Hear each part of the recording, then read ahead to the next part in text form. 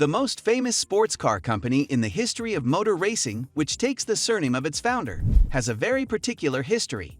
Enzo Ferrari, the company's founder, was born and grew up in northern Italy, together with his brother Dino and his father, Alfredo. His father, who was involved in the manufacture of metal structures, wanted his two sons to continue the family business.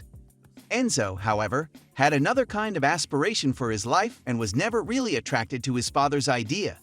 In 1908, Alfredo took his two sons to their first car race to see the famous driver Vincenzo Lancia. From that day on, Enzo's life would be marked forever. His passion and motivation were linked to the world of cars. Enzo Ferrari was sent with his brother to study at a mechanical engineering school, but soon after, the First World War began. Italy entered this war. At that time, Enzo Ferrari, 16 years old, enlisted in the Italian army, a very young soldier like many others. There he was in charge of the maintenance of train wagons, trucks, and also took care of the horses of that brigade. Later, he would be called to be in combat, where he survived. 2 years later, he lost his father and brother to the Spanish flu epidemic. Young Enzo also contracted the disease, but he didn't die. This led to his discharge from the army. Back home, the family business was bankrupt.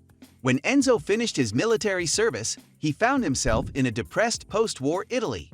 But all this would not affect his desire to fulfill his dream, and Enzo continued to look for opportunities to dedicate himself to the world of car racing.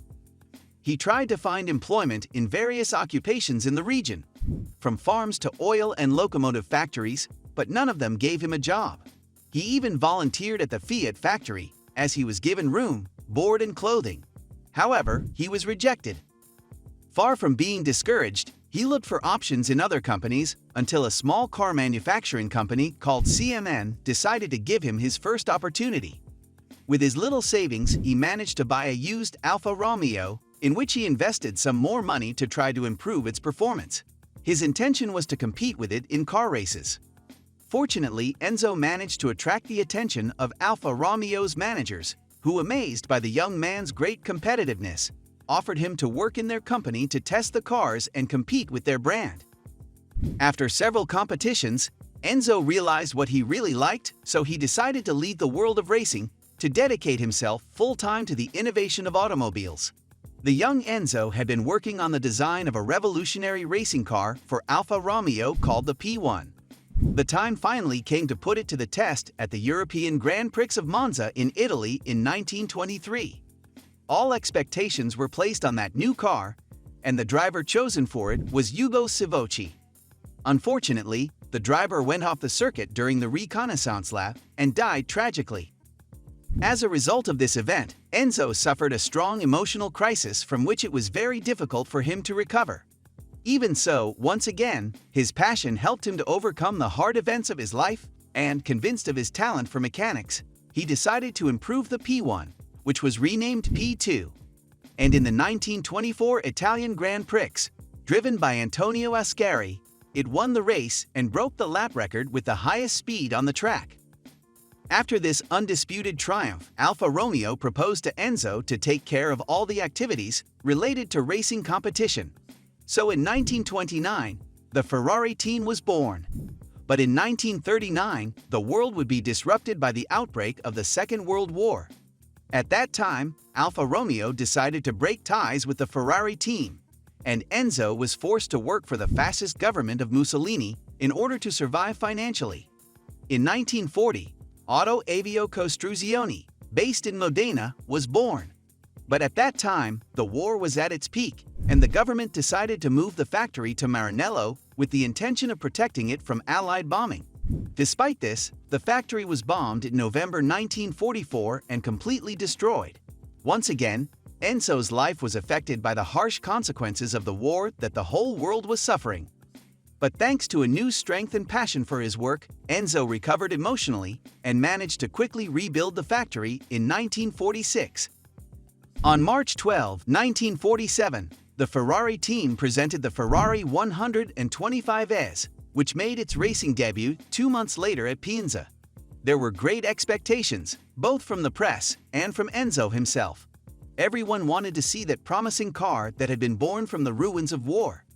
But unfortunately, 3 laps from the end, and with the Ferrari in the lead, the fuel pump broke. Far from being discouraged by this event, Enzo decided to see the situation in perspective and described it as a promising failure and started again to improve his car. Enzo wanted to totally defy the laws of speed, breaking new ground and achieving results never seen before in the world of racing. However, racing costs were enormous, and the team was struggling to find sources of income to support itself financially. This situation forced Enzo to manufacture touring versions of its racing cars for sale to the general public. But making the fastest cars in the world would soon also have very negative consequences. Increasingly, drivers were being killed in races aboard their Ferraris.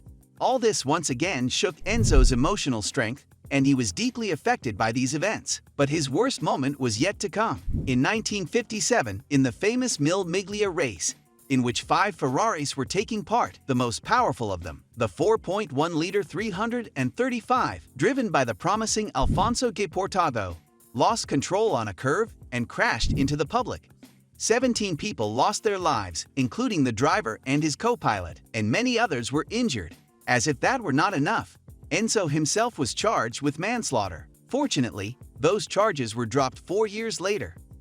But despite these tragic events, the Ferrari brand gained more and more prestige around the world, and in 1960 Enzo Ferrari was awarded the honorary degree in mechanical engineering from the University of Bologna. A dream come true for that young Italian who, years before, could not have even imagined all that success. However, the sale of passenger cars had not completely solved the economic problems, and by 1967 the Ferrari team was on the verge of bankruptcy. So Enzo decided to propose to Fiat, the company that years earlier had refused to offer him a job, to sell him half of the company, and Fiat bought it for $11 million. In 1978, Enzo was diagnosed with kidney disease, and due to his delicate health condition and a strong emotional blow after the death of his beloved driver, Gilles Villeneuve, he decided to move away from racing and moved to Maranello to work tirelessly on the design of his new cars. In 1987, Enzo presented the F40, the last car created under his leadership, and just 1 year later, Enzo Ferrari died at the age of 90, surrounded by his family and forever becoming a legend in the automotive world. Enzo's legacy still lives on today, and despite the fact that his true passion was always racing cars, Ferrari continues to be a very prestigious and globally recognized brand of automobiles for the general public. Thanks for watching. See you in the next video.